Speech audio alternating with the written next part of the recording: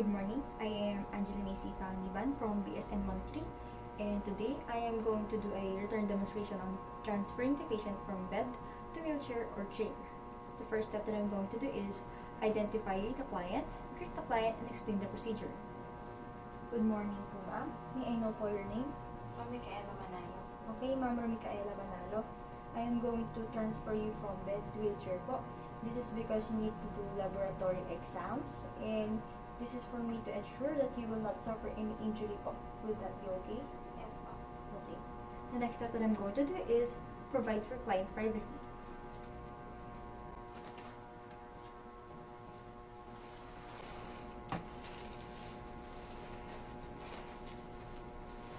Perform hand washing technique.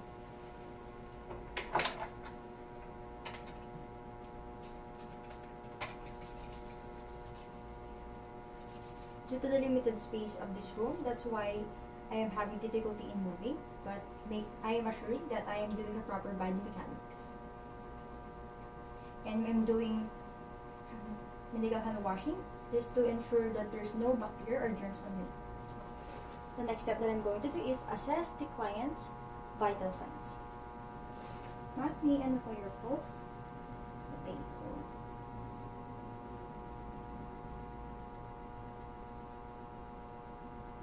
okay. Next is ability to move and ambulate. Ma'am, can you reach this ball pen po? Okay, thank you po. Next is muscle weakness, strength, or weakness of lower extremities. Ma'am, can you hit this ball pen po by using your feet?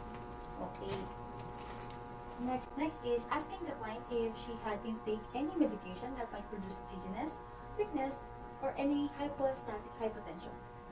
Ma'am, may ininom po ba kayong gamot? Wala naman po. Okay. The next step that I'm going to do is adjust the bed to the lowest position and move the head part to elevate to a height that the client can tolerate. Assuming that there is a turner here that I can lower the position of the bed and that I can move the bed to this position. The next step that I'm going to do is assist the client to a side lying position where she will sit or face the side. Ma'am, can you face the side?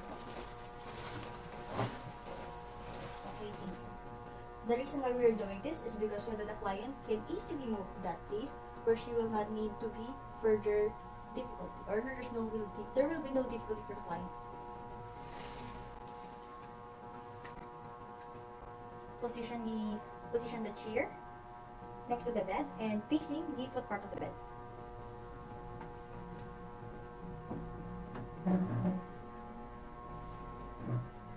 The next step that I'm going to do is lower down the side rails and stand with one foot length apart and foot at the head part of the bed and the other in front of the other foot.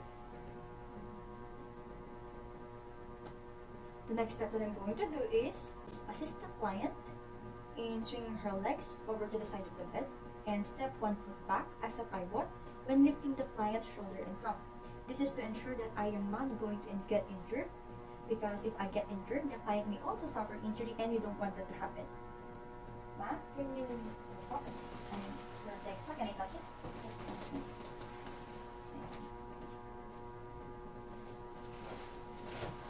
Yeah.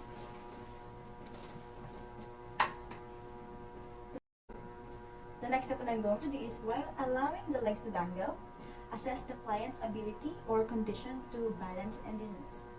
Ma'am, I'm going to hold you like this po. And swing your back. Okay, and I'm going to let you go. I'm bibitaw po ako. Tapos, tingnan po natin kung makakabalance kayo. Okay po. 1, 2, 3. Okay. Naman. This is to ensure that the client is safe and awake and aware of what's around. With your feet shoulder width apart, standing or facing the client. Next is flex the client's knees and hips and ask the client to hold on one of your shoulders and wrist. Ma'am, I'm going to touch your knees and hips. Will that be okay? Okay. So, let me see. Okay. Okay. Ma'am, pwede pong hawakan mo ako dito. And then dito po sa isa. Ayan. We're doing this to ensure that the client is being supported and that there will be no further injury. This may be occurring again and again, but this is needed so that there will be no accident happen. Ask the client to slide his buttocks until it reaches the floor. Ma'am, can you slide po until it reaches feet? Ayan. We do this so that we can further support the client and that there will be no issue again. Next is at the count of 3, help the client rise to a standing position and pivot your back foot, making the client feel the chair. Okay, ma'am, mag-count po ako ng 3 tapos tatayo po tayo, no? Okay po. 1, 2, 3. Okay. So the client is standing up. We're doing this as support so that if ever a client feels suddenly weak or anything, we can always support her and there will be no further injury for the exam or laboratory diagnostic that we'll be having. Next is, I'm going to ask the client to put her arms on the chair while steadily lowering her to a sitting position. Ma'am, can you hold the chair po? Okay po. Can you hold the chair?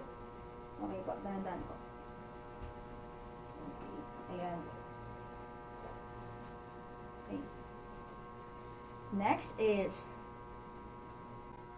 the next that I'm going to do is adjust the client body alignment so that she can have a comfortable position while being transferred to the place that she will need so that there will be no discomfort for the client. Ma'am, can you straighten your back? Ayan. Sige po, ayan. Comfortable naman po. Okay. Last step, the second step is perform hand washing. Assuming that I'm holding a hand washing or alcohol.